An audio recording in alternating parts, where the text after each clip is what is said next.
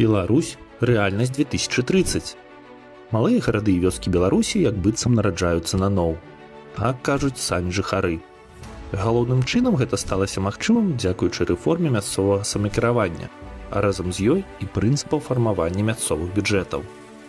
Зараз падаткі на 75% застаюцца на месцах, а не ідуць у цэнтральны бюджэт. Менавіта гэта дало магчымасць прафінансаваць многія новыя накірункі дзейнасці. Дзякуючы праграме развіцця малых гарадоў, прапанаванай партыяй БСДП, малыя гарады і вёскі атрымалі моцны штуршок наперад. Ва ўсіх раённых цэнтрах працягваюцца аднаўляцца аўтамабільныя і пешаходныя дарогі. Аднавіліся паркі, з'явіліся веладарожкі каля асноўных дарог. З'явіўся шмат месцаў з публічным інтэрнэтам. Грамадскі транспарт пастаянна аднаўляецца, а транспартная сетка паміж малымі населенымі пунктамі значна пашырана. Ніводны населены пункт не застаўся без зручнага транспартнага злучэння.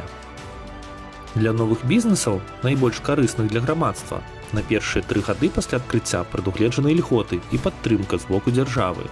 З'явіліся сучасныя праграмы адукацыі для прадпрымальнікаў і сталі даступныя доўгатэрміновыя, нізкапрацэнтныя крэдыты для бізнесу.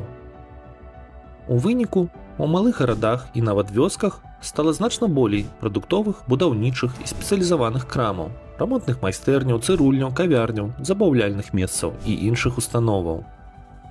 2028 года партыя зялёных курыруе праграму «Веласцежкі Беларусі 2035».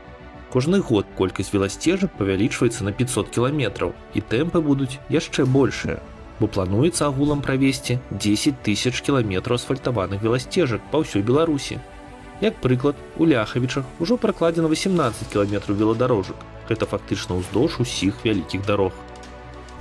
Хуткасны інтэрнэт быў праведзены ва ўсе населеныя пункты з колькасцю жыхароў больш за 100.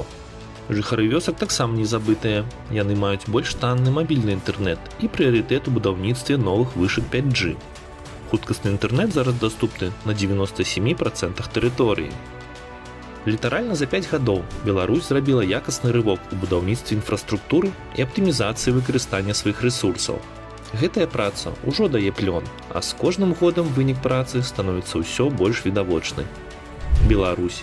Магчымасці 2030.